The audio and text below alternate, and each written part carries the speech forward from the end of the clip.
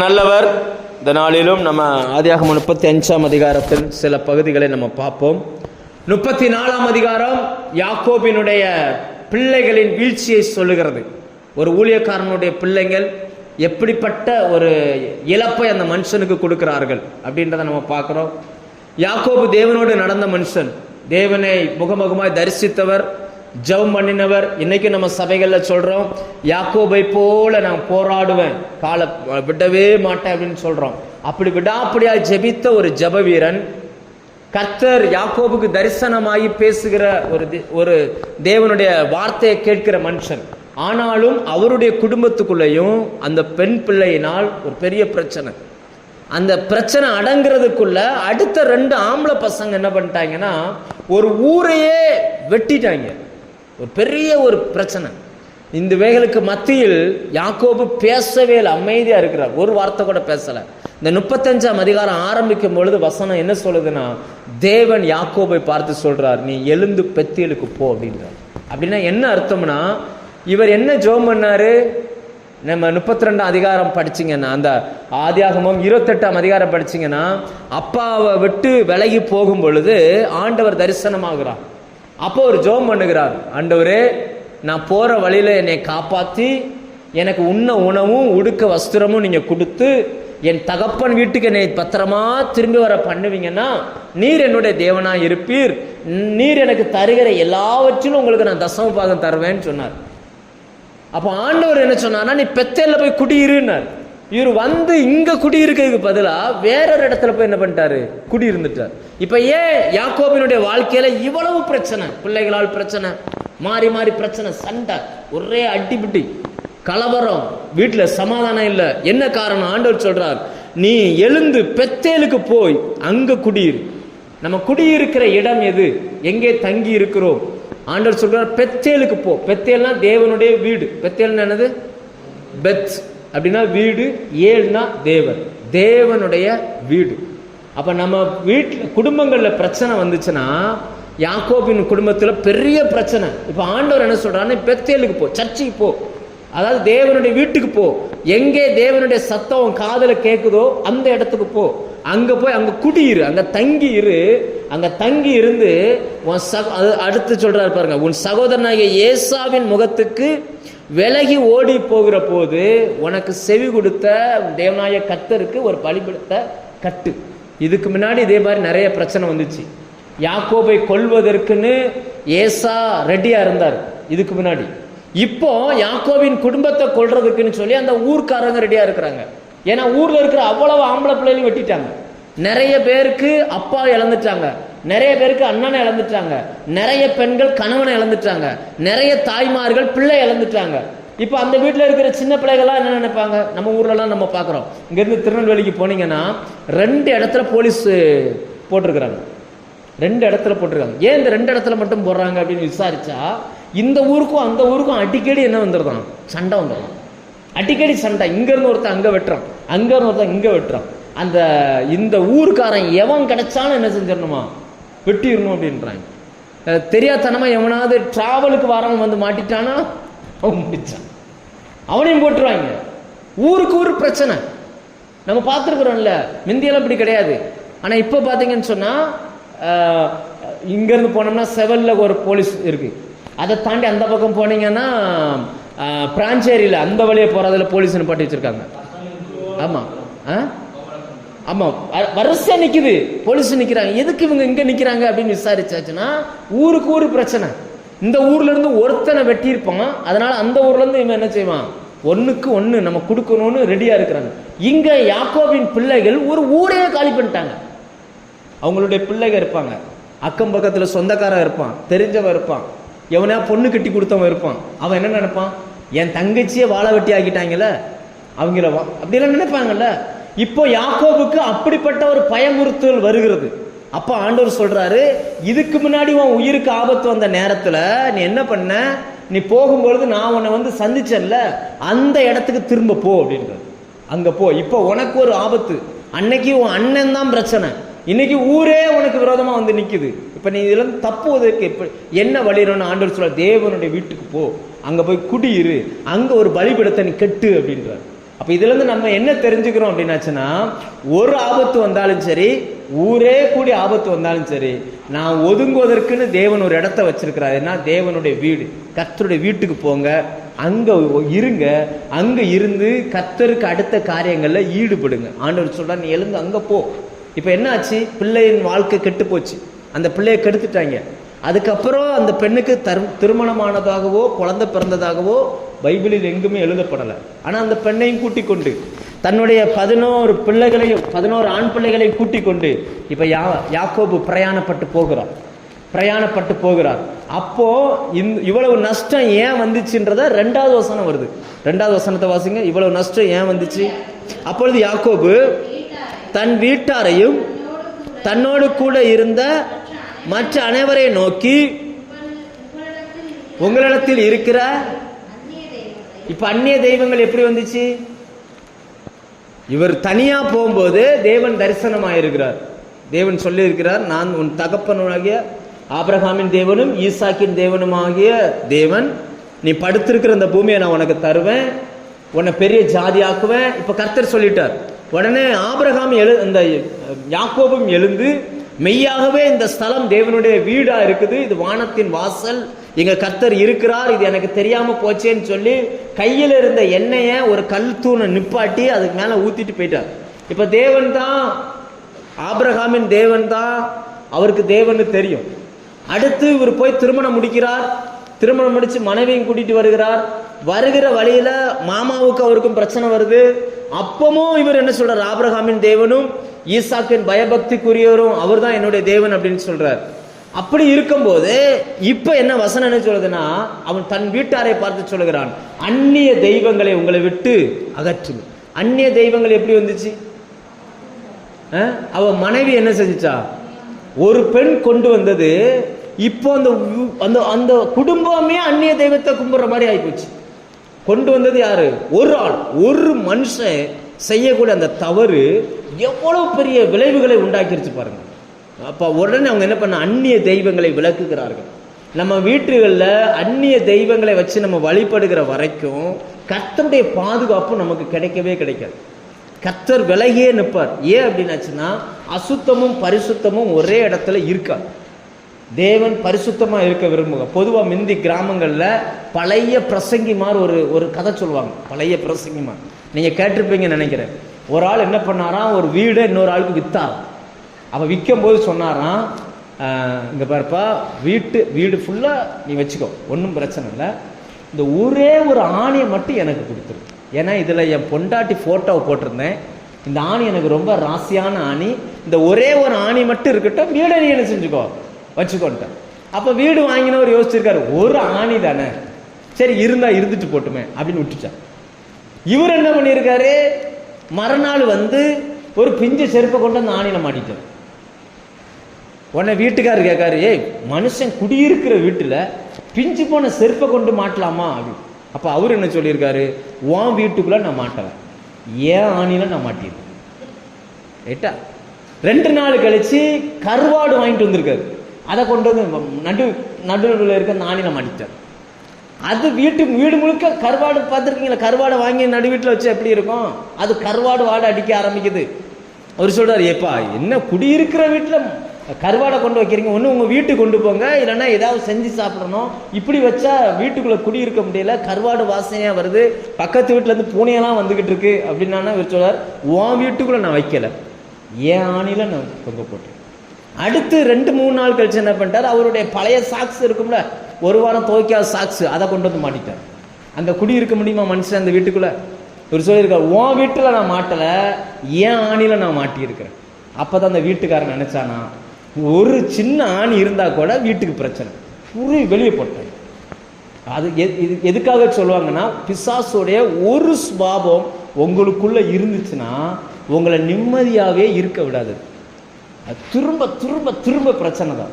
அதனாலதான் யாக்கோபின் வீட்டுல பிள்ளைக்கு பிரச்சனை, 2 பசங்க கொலைகாரனா மாறிட்டாங்க, ஊரே சேர்ந்து இப்ப இவங்களுக்கு விரோதமா வந்து நிக்குது. என்ன காரணம்? கர்த்தர் சொல்றாரு, நீ எழுந்து பெத்தேலுக்கு போ, நீ என்ன சொன்ன, நான் உன்ட்ட என்ன சொன்னேன், நீ படுத்திருக்கிற பூமியை நான் உனக்கு தருவேன்னு சொன்னேன்ல, நீ அங்கெல்லாம் குடியிருந்திருக்கணும், எதுக்கு இங்க வந்து குடியிருந்த, நீ அங்க போ அப்படின்னு உடனே யாக்கோபு உடனே எந்திரிச்சு சொல்லுகிறார், நம்ம கர்த்தரை பார்க்க போகிறோம், இனி அந்நிய தெய்வங்கள் நம்ம வீட்டில் இருக்கக்கூடாது, அந்நிய தெய்வங்களை வெளியேற்றுங்க அப்படின்றார். யோசிச்சு பாருங்க, உண்மையா கர்த்தரை ஆராதிக்க ஒரு கூட்டமும் வீட்டுக்குள்ள இருக்குது, அந்நிய தெய்வமும் வீட்டுக்குள்ள என்ன செய்யுது இருக்குது. அதனால பிரச்சனை போராட்டம் வந்துகிட்டே இருக்கு. பிசாசுக்குரியது எதுவுமே நம்முடைய குடும்பங்களில் இருக்கக்கூடாது. அடுத்து என்ன சொல்றாங்க அப்படின்னாச்சுன்னா, உங்களை சுத்தம் பண்ணி கொண்டு அப்படின்னா என்ன அர்த்தம்? அசுத்தமா இருக்கிறாங்க, சுத்தம் பண்ணிக்கோங்கன்னு என்ன அர்த்தம்? அசுத்தமான காரியங்கள் ஏதோ ஒன்று இருக்குது. அடுத்து உன் வஸ்திரங்களை மாற்றுங்கள் அப்படின்ற, உங்களை ட்ரெஸ் கோடெல்லாம் மாத்துங்கப்பா. ஏன்னா பிசாசுக்குன்னு சொல்லி ஒரு வஸ்திரம். இங்க பாருங்க, காலையில நாங்க திருநெல்வேலிக்கு போனோம், இந்த வழியே போனோம், செவலுக்கு போற வழியில இப்படி போனோம். ஒரு டீமு காலில் செருப்பு போடாம பச்சை வேட்டியை கெட்டிக்கிட்டு போறாங்க. ஒருத்தன் அளவு குத்தி இருக்கிறான், இங்க இருந்து குத்தி இங்க இருக்குது. எத்தனை கிலோமீட்டரு திருச்செந்தூர் நடந்து போறான். நம்ம விசுவாசி தடுக்கி விழுந்தா வீடு வரமாட்டேங்குது. 1 கிலோமீட்டர்ல இருந்தா எனக்கு ஆட்டோ விடுவீங்களா, என்னால நடந்து வர முடியாது அப்படிங்குது. ஆனா உயிரில்லாத ஒரு தெய்வத்தை ஆராதிப்பதற்கும் தெரிந்து கொள்வதற்கும் மணிக்கணக்கா கால செருப்பு இல்லாம மேல சட்டை போடாம ஒரு ஈட்டியை குத்தி, நீங்க பார்த்திருக்கீங்க தானே, ஈட்டியை குத்தி இருக்கான், ஈட்டியை இப்படி குத்தி இப்படி இருக்குது, அப்படி போறாங்க. யோசிச்சு பாருங்க. அதுதான் அந்நிய தெய்வத்தை வழிபடுவதற்கு இயேசுவை அறியாத, ஆமா இங்க குத்தி இப்படி குத்திட்டான். ஒரு ஆளு நாக்க நீட்டி நாக்கில் குத்தி இருக்கான். அதாவது அவன் தப்பா பண்றான், ஆனா சரியா பண்றான். தப்பா பண்றத கூட என்ன பண்றான், அவன் அதாவது அந்நிய தெய்வத்தை செஞ்சா கூட அவன் தன்னை வருத்தி அப்படி செய்யறான். ஆனா இன்னைக்கு நம்ம விசுவாசி எப்படி இருக்கிறாங்க, இங்க ஜெபம் நடக்குது, தடுக்கி விழுந்த சபை, நம்மளை சுத்தி இருக்கிற நம்மளுடைய விசுவாசிகள்லாம் சுத்தி தான் இருக்கிறாங்க. ஒரு 1/2 கிலோமீட்டர் 1 கிலோமீட்டர்ல இருக்கிற ஆளை சர்ச்சைக்கு வாங்க, ஜெபத்துக்கு வாங்கன்னு சொன்னா நீங்க ஆட்டோ அனுப்புவீங்களா? எங்களால நடக்க முடியாது. அங்கு வசனம் சொல்லுகிறது, அந்நிய தெய்வங்களை உங்களை விட்டு நீக்குங்கள், உங்களுடைய வஸ்திரங்களை மாத்துங்கள், அசுத்தம் பண்ணி கொள்ளுங்கள் உங்களை அப்படின்றார். இன்னைக்கு எங்க சுத்தம் தேவைன்னா நம்ம மைண்டு தான் சுத்தமாக வேண்டியிருக்கு. இன்னைக்கு அசுத்தம் வேற எங்கேயும் இல்லை, நம்ம மைண்டுக்குள்ள அசுத்தத்தை நிறைய அடுக்கி வச்சிருக்கிறோம். வெள்ளை சட்டை போட்டு உடம்ப சுத்தமா காட்டுறோம், உள்ளுக்குள்ள இருதயம் சுத்தமா இருக்கா இல்லையான்றதான் ஆண்டவர் பார்க்குறான். போட்டிருக்கிற வெள்ளை சட்டையோ கலட்டுற நகையவோ கர்த்தர் பார்க்கல, உள்ளுக்குள்ள எவ்வளோ அசுத்தம் வச்சிருக்கிறோம். அடுத்த சகோதரன்ட்ட பேசுறது இல்லை, அண்ணன் தம்பிகிட்ட பேசுறது இல்லை, அம்மா அப்பாட்ட பேசுறது இல்லை, அடுத்தவனை பார்த்தா மூஞ்சி திருப்பிட்டு போயிருந்தோம், இப்படியெல்லாம் இருக்கிறோம். அதுதான் அவர் சொல்லுகிறார், உங்களுடைய வஸ்திரங்களை மாற்றுங்கள், உங்களை சுத்தம் பண்ணி கொள்ளுங்கள். இப்போ எப்படி இந்த அசுத்தங்கள்லாம் வந்துச்சு? அந்நிய தெய்வங்கள் வந்துருச்சு, அசுத்தங்கள் வந்துருச்சு. தேவனுக்கு ஒவ்வொரு ட்ரெஸ்ஸும் ஒவ்வொரு இதை குறிக்குது. அவன் பச்சை கலர் ட்ரெஸ் போட்டாலே எங்கே போகிறாங்க, பச்சை கலர் ட்ரெஸ் போட்டால் அவங்க திருச்செந்தூருக்கு போகிறாங்க. கருப்பு கலர் ட்ரெஸ் போட்டால் சொல்லுங்க, கருப்பு கலர் ட்ரெஸ் போட்டால் கருப்பும் கட்டியாச்சுன்னு எங்கே போகிறாங்க? ஐயப்பன் கோயிலுக்கு போகிறாங்க. சிகப்பு கலர் ட்ரெஸ் போட்டால் அது என்னது, சென்னை பக்கத்தில் ஒன்று இருக்கு. ஒவ்வொரு வஸ்திரத்துக்கும் ஒவ்வொரு வஸ்திரத்துக்கும் ஒவ்வொரு சாமியை வச்சிருக்கிறோம். இது அந்த காலத்துல இருந்தே இருக்குது. அதனால தான் சொல்லுவோம், வஸ்திரத்தை மாத்து, உன் ட்ரெஸ்ஸை மாத்து. ஏன்னா அந்த ராகேல் அம்மா அவங்க அப்பா விட்டு சுரூபத்தை தூக்கிட்டு வந்துருச்சு, தூக்கிட்டு வந்து வச்சுக்கிட்டு இன்னமும் அது என்ன பண்ணிக்கிட்டு இருக்குது, எங்க அப்பாவுக்கு சொத்து வர்றதுக்கு இதான் காரணம், எங்க அப்பா பெரிய ஆளா இருக்கிறதுக்கு இதான் காரணம். என்னைய அதுக்கு அடுத்த வசனத்துல பார்ப்போம், அதுக்கு அடுத்த வசனத்துல இருக்குது. அவர் சொல்லுகிறார், நான் எழுந்து பெத்தேலுக்கு போவோம் வாருங்கள், எனக்கு ஆபத்து நேரிட்ட நாளில் என் விண்ணப்பத்திற்கு உத்தரவு அருளி செய்து நான் நடந்த வழியில என்னோடு கூட இருந்த தேவனுக்கு ஒரு பலிபீடத்தை உண்டாக்குவேன் என்றான். 4வது வசனத்துல, தங்களில் இருந்த எல்லா அந்நிய தெய்வங்களையும் தங்கள் காதணிகளையும், காதணின்னு கம்மல், அந்நிய தெய்வங்களை போட்டாங்க, ரைட்டு, கம்மலையும் கழட்டி போட்டாங்களே எதுக்கு? இவர் என்ன பண்ணாரா, எல்லாத்தையும் வாங்கி ஒரு கருவாளி மரத்துக்குள்ள புதைச்சிட்டார். அந்த சிலையை மண்ணை தோண்டி சிலையை செத்தவனை புதைக்கிறது போல சிலையை புதைச்சாரு, காதணி என்ன செஞ்சிட்டாரு. அப்போ பைபிளில் கம்மல் போடக்கூடாதுன்னு சொல்லுதா? கம்மலுக்கான அர்த்தம் என்ன? வேத பிரமாணத்தின்படி யாருடைய காதில் ஓட்டை போடப்படும் என்றால் அடிமையின் காதில் தான் ஓட்டை போடப்படும். ஒரு விக்கிரகத்துக்கு முன்னாடி ஒரு பிள்ளைய உட்கார வச்சு காதில் ஓட்ட போடுறான்னா அந்த விக்கிரகத்துக்கு இவன் அடிமைன்னு அர்த்தம். ஏன்னா ராகேலு அவங்க அப்பா சிலை வச்சு கும்பிட்றாள். அதனால என்ன பண்ணுவார்னா தாய் மாமா மடியில் உட்கார வைத்து அந்த சிலைக்கு முன்னாடி இருந்து என்ன பண்ணுவார், ஒரு ஓட்டையை போடுவார். ஓட்டையை போட்டார்னா இப்போ என்ன அர்த்தம், இவர் அவங்களுக்கு என்னவா இருக்காரு, அடிமை. அந்த அந்த விக்கிரகத்துக்கு இவங்க அடிமை. இதான் யாக்கோபு சொன்னோன்னு அந்நிய தெய்வங்களை விளக்குங்கள்னா அந்த தெய்வங்கள் சம்பந்தப்பட்ட எல்லாத்தையும் என்ன பண்ணிட்டாங்க, கலட்டி போட்டு விட்டாங்க. நீங்கள் ரொம்ப கவனமாக இருக்கணும். எங்கேருந்து இந்த பழக்கங்கள் வருது, நான் சொல்கிறத கொஞ்சம் கவனித்து யோசிச்சு பாருங்கள். அதாவது அதுக்காக நான் உங்களை நகை கட்டுங்கன்னு நான் சொல்லலை, நான் உங்களை நகை கட்டுங்கன்னு நான் சொல்லலை. ஆனால் சத்தியம் என்ன சொல்லுகிறது என்றால், ஏன் அந்த மனைவி அவனோட மனைவி அவங்க வீட்டில் இருந்தவங்களும் அதை பண்ணாங்கன்னா, ஏற்கனவே 16ஆம்ல இருந்து அவங்க வந்தவங்க.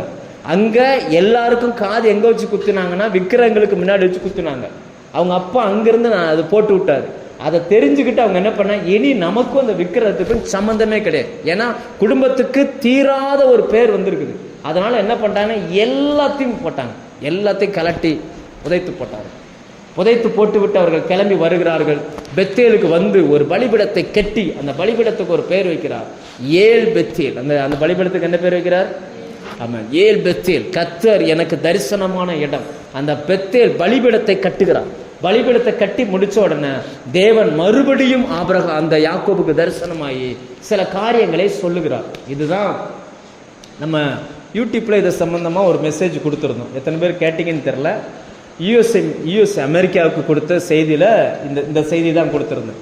இனி உன் பெயர் யாக்கோபு எனப்படாமல் இஸ்ரவேல் என்னப்படும். ஆண்டவர் என்ன பண்ணார்னா பேரை மாத்தினார். இனி உன் பேர் யாக்கோபு கிடையாது. இதுவரைக்கும் மனுஷனுடைய காலை பிடிச்சு வாழ்ந்திருக்கலாம், இனி நீ மனுஷனுடைய காலை பிடிக்க மாட்ட, ஆளுகிற இடத்துல நீ இருப்ப. யாக்கோபுனா குதிங்காலை பிடிக்கிறவன், இஸ்ரவேல் அப்படின்னா பிரபு, தேவனை போல உட்கார்ந்து ஆளுகிற இடத்துல நான் உன்னை வச்சிருப்பேன் அப்படின்னு அர்த்தம். அடுத்து அவர் சொல்லுகிறார். அப்படி சொல்லிட்டு இப்போ ரெண்டாவதும் அந்த பிளஸ்ஸிங்கை சொல்ல ஆரம்பிக்கிறார். நான் சர்வ வல்லமையுள்ள தேவன், நீ பழுகி பெருகுவாயாக அப்படின்ட்டு. நீ என்ன செய்யணுமா, பழுகி. ஆமாம், அது எத்தனை பேர் அந்த மெசேஜ் கேட்டிருக்கீங்களா? பழுகி பெருகுவாகன்னா என்ன அர்த்தம் தெரியுமா? பைபிளில் இது எங்கே வருதுன்னு ஃபர்ஸ்ட் கண்டுபிடிங்க. இந்த வார்த்தை எங்கே வருது அப்படின்னாச்சுன்னா, கடல்ல இருக்கக்கூடிய மீன்களுக்கு ஆண்டவர் சொல்கிறார். சொல்லியிருக்கோமோ? ஆமாம் ஆமாம், கடல்களில் வரக்கூடிய மீனுக்கு சொல்லுகிற அந்த வார்த்தையை, நீ பழுகி பெருகுவாயாகன்னு. ஏன்னா 6வது நாள் தான் மனுஷனை படைக்கிறார். மனுஷனுக்கான உணவு மீன். மனுஷன் வந்துட்டா மீனை வேட்டையாடிடுவான். அப்போ அந்த மீனை வேட்டையாடினாலும் அந்த மீன் குறைந்து போகாமல் இருக்கிறதுக்காக அந்த மீன் என்ன பண்றாரு, பழுகி பெருக சொல்லுங்க. அதனால தான் கடல்ல உருவான மீன்களில் ஒன்று கூட இன்னைக்கு வரைக்கும் அழியவே இல்லை. அது பெருகிக்கிட்டே இருக்கு. உலகமே மீனை சாப்பிடுது, ஆனால் மீன் என்ன தான் செய்யுது, பெருகிக்கிட்டே இருக்குது. ஒரு மீன் இனம் கூட அழியலை. ஆனால் மிருகங்களை பாருங்க, நிறைய மிருகங்கள் அழிஞ்சே போச்சு. டைனோசர் வாழ்ந்துச்சுன்றாங்க, பெரிய பெரிய சர்ப்பங்கள், அந்த என்ன சொல்றாங்க, அனகோண்டா மாதிரி பெரிய பெரிய பாம்பு வாழ்ந்துச்சுன்றாங்க, பெரிய என்னென்னவோ மிருகங்கள் வாழ்ந்துச்சுன்றாங்க. அதெல்லாம் இப்போ என்ன இல்லை, எப்படி இல்லாமல் போச்சு? ஏன்னா தேவன் அதை என்ன செய்யலை, பழுகி பெருகுவான்னு சொல்லலை. ஆனால் மீன்களை சொன்னார், பறவையை சொன்னார். இன்னைக்கு வரைக்கும் அந்த ரெண்டும் பழுகி பெருகிக்கிட்டே போகுது. அவைகள் இல்லாத நாட்களே இல்லை. லேலோயா. அப்ப ஆண்டவர் சொல்லுகிறார், நீ பழுகி பெருவாயாக அப்படின்னு சொல்லிட்டு அடுத்து சொல்றாரு, உன்னை நீ ஒரு ஜாதியும் பற்பல ஜாதிகளின் கூட்டங்களும் உன்னில் இருந்து உண்டாகும். ஒரு ஜாதி, ஒரு கூட்டம் உன்னிலிருந்து என்ன செய்யும், உண்டாகும். அடுத்து பல பல ஜாதிகள் உன்னிலிருந்து என்ன செய்யும், உண்டாகும். அதுக்கடுத்து சொல்லுகிறார், உன்னிலிருந்து ராஜாக்கள் தோன்றுவார்கள். இந்த மூணு, ஒன்று ஒரு ஜாதி, ஒன்று என்னது, ஒரு ஜாதி. ரெண்டாவது பல பல ஜாதி. அதாவது ஜாதினா என்னன்னா கூட்டம், ஒரு கலாச்சாரத்தால் மொழியினால் ஒன்றுபட்ட ஒரு கூட்டம். அடுத்து சொல்றாரு தேசங்கள், ஆங்கிலத்தில் நேஷன் தான் இருக்கும். அடுத்து சொல்றாரு ராஜாக்கள், உன்னிலிருந்து என்ன தோன்றுவாங்களா, ராஜாக்கள். இப்போ இவருக்கு யாக்கோபுக்கு பிறகு யாக்கோபுனுடைய பையன் தான் லேவி. யாக்கோபுடைய பையன் யாரு? நிறைய பசங்க வர்றாங்க. அதுல ராஜாவாய் வந்தது முதல் வந்த ஜனம், முதல்ல ராஜாவா வந்தது யாருன்னா பென்யமீன் கோத்திரத்தை சேர்ந்த சவுல். முதல் ராஜா யாரு? சவுல் முதல் ராஜா. அந்த ராஜாவோட அந்த ராஜா கோத்திரம் என்ன பண்ணிருச்சு? முடிஞ்சிருச்சு. அதுக்கப்புறம் அவருடைய பையன் ராஜாவா மாறல. அந்த ஒரு கோத்திரம், ஒரு ஜாதி. அதுக்கப்புறம் யார் ராஜாவா வந்தாங்க அப்படின்னாச்சுன்னா யூதா கோத்திரத்துல இருந்த தாவீது ராஜாவா வருகிறான். தாவீதுக்கு அப்புறம் தாவீதுனுடைய மகனாகிய சாலமோன் வருகிறான். சாலமோனுக்கு அப்புறம் சாலமோனுடைய பையன் ரெகோபியாம் வருகிறான். அந்த ரெகோபியான் காலத்துக்கு அப்புறம் என்ன ஆச்சுன்னா தேசம் ரெண்டாய் பிரிக்கப்படுகிறது. பல மனிதர்கள் அடுத்த ராஜாவா என்ன பண்ணிக்கிட்டு இருக்காங்க? பல கூட்டங்களா பெருக ஆரம்பிச்சிட்டாங்க. அதுக்கப்புறம் அந்த யூதாவின் கோத்திரத்துல இயேசு வந்தார். இயேசு என்ன செஞ்சாரு? வந்தார். இயேசுவின் சிலுவை மரணத்துக்கு பிறகு நம்மளெல்லாம் எப்படி மாத்திட்டார்னா ராஜாக்களும் ஆசாரியர்கள். நம்ம எப்படி மாத்திருக்காரு? அப்ப உன்னிலிருந்து ராஜாக்கள் தோன்றுவார்கள் அப்படின்னு சொல்றாரு. என்ன அர்த்தம்னா உன் சந்ததியில இயேசு வருவாரு. அவருடைய மரணத்துக்கு பிறகு அவரை விசுவாசிக்கிறவங்க எல்லாருமே எப்படிதான் இருப்பாங்களாம்? ராஜாக்களாக தான் இருப்பாங்க. இன்னைக்கு ஆண்டவர் நம்மளை பூமியில் எப்படி வச்சிருக்காருன்னா ஆளுகிற இடத்துல வச்சிருக்கிறார். புதிய ஏற்பாட்டில் நீங்க படிச்சீங்கன்னா எபேசியர் 2ஆம் அதிகாரம் 7ஆம் வசனம் சொல்லுவோம், அவரோட கூட நம்மை எழுப்பி உன்னதங்களில் அவரோடு கூட உட்காரவும் வைத்தார். இயேசு எப்படி இந்த பூமியை ஆளுகிறாரோ அப்படிப்பட்ட ஒரு வாழ்க்கையை நமக்காய் கர்த்தர் வச்சிருக்கிறார். இந்த சுவிசேஷத்தை யாக்கோபுக்கு அப்பவே கர்த்தர் சொல்லுகிறார், நீ பழுகுவ பெருகுவ, ஒரு ஜாதியாவ, பல ஜாதி உன்னிலிருந்து தோன்றும், உன்னிலிருந்து ராஜாக்களும் என்ன பண்ணுவாங்க? தோன்றுவார்கள் அப்படின்னு சொல்றார். அப்படி சொல்லிட்டே வரிசையை சொல்கிறார், உனக்கும் உன் தகப்பனுடைய இடத்தை தருவேன், இந்த தேசத்தை தருவேன் அப்படின்னு சொல்லி நிறைய காரியங்களை சொல்லுகிறார். ஒரே ஒரு பாயிண்டை மட்டும் பார்த்துட்டு நம்ம முடிப்போம். அந்த காரியங்கள் நடந்த பிறகு அவருடைய மனைவி யாக்கோபுக்கு கடைசி பிள்ளை, அடுத்து பிறக்க போற பிள்ளை, அந்த பிள்ளை எப்ராத்தாவுக்கு வருவதற்கு கொஞ்சம் தூரம் தான் இருக்கு. எப்ராத்தானா பெத்லகேமுக்கு இன்னொரு பேர் எப்ராத்தா. பெத்லகேமுக்கு இன்னொரு பேர் என்னது? நம்ம கிறிஸ்துமஸ் டயத்துல எல்லாம் சொல்லுவாங்க, எப்ராத்தா எனப்பட்ட பெத்லகேமே அப்படின்ற வசனம்லாம் நம்ம நிறைய படிப்போம். மீக 5:2 வருது. சரி, இப்போ வர்ற வழியில அந்த அம்மாவுக்கு குழந்தை பிரசவம் வருது, பிரசவம் நேரிடுகிறது. வயிறு வலி அதிகமாயிருச்சான், பிரசவ வலி தாங்க முடியல. மருத்துவச்சி சொல்றாங்க, இங்க பாரு, இந்த வட்டம் நீ ஆம்பளை பிள்ளையை பெப்ப, உனக்கு ஆம்பளை பிள்ளை பிறக்க போறான் அப்படின்றாங்க. ஆனா அந்த அம்மாவுக்கு அது சந்தோஷமா இல்லை. அந்த அம்மா அந்த பையனுக்கு ஒரு பேர் வச்சுச்சான், பெனோனின்னு. என்ன பேரு? துக்கத்தின் மகன். அவனுக்கு பேர் என்னவா? பெனோனி, துக்கத்தின் மகன் அப்படின்னு பேர் வச்சுச்சு. அந்த வலி தாங்க முடியாம கடைசியில பாத்தீங்கன்னா அங்கேயே அந்த அம்மா செத்தும் போச்சு. ஆனா அதே நேரம் அந்த அப்பா அந்த பையனுக்கு என்ன பேர் வச்சார்னா பென்யமீன்னு பேர் வைக்கிறார். என்ன பேரு அப்படின்னா வலது பக்கத்தில் நின்று என்னை தாங்குகிறவன் அப்படின்னு அர்த்தம். பென்யமீன் தான் யாக்கோபுக்கு கடைசி வரைக்கும் கூட நின்று மனுஷன். கடைசி வரைக்கும் கூட நின்று யாக்கோபின் முதிர் வயதுல அவர் கூட இருந்து அவரை பராமரித்தது யாருன்னா பென்யமீன் தான். அப்ப இதுல இருந்து நம்ம என்ன தெரிஞ்சுக்கிறோம்? துக்கத்தின் மகன் பேர் வச்சாரு, அவங்களுடைய வாழ்க்கை துக்கமாவே போயிருச்சு, பாதியிலே இறந்துட்டாங்க. ஆனா யாக்கோபு அதே சூழ்நிலை, அதே பிள்ளை, அதே வருத்தம். ஆனா எப்படி பேர் வைக்கிறாருன்னா வலது பக்கத்தின் பையன் பென்யமீன் பேர் வைக்கிறார். அப்படின்னா இதுல இருந்து நம்ம என்ன தெரிஞ்சுக்கிறோம்னா ஒரே சூழ்நிலை, நம்ம அதை எப்படி பார்க்குறோமோ அப்படிதான் நம்ம வாழ்க்கையில் அது வேலை செய்யும். நீங்க பாசிட்டிவா பார்த்தீங்கன்னா பாசிட்டிவா வேலை செய்யும். நீங்க நெகட்டிவா பார்த்தீங்கன்னா நெகட்டிவா உங்களுக்கு என்ன செஞ்சிடும்?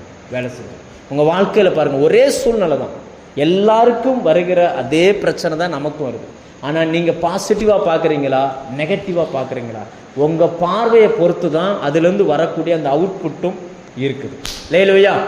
யாக்கோபினுடைய வாழ்க்கையிலிருந்து நாம் சில காரியங்களை கற்றுக்கொண்டோம். நாளைக்கு நம்ம மீதியை பார்ப்போம். கண்களை மூடி ஜெபம் பண்ணுமா?